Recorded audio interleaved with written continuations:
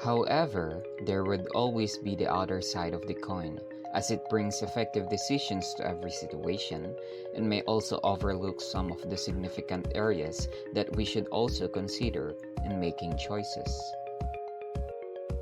First, utilitarianism solely focuses on the happiness and consequence of the action. It fails to take into account the considerations of justice.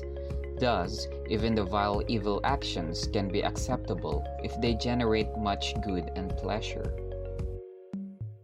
For instance, imagine that 10 bullies captured an innocent person and they are torturing him. What if the pleasure that the 10 sadists felt outweighs the pain that one innocent person is getting? According to utilitarians, this is the right action to do.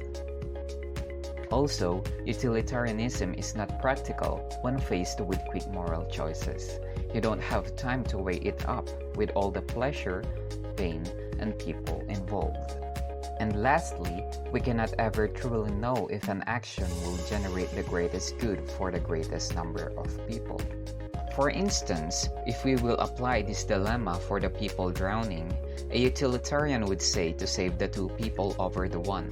But what if the one who is not been saved is actually a doctor, which is trying to look for a cure to a certain disease, and if he will stay alive, he will save millions of people from dying.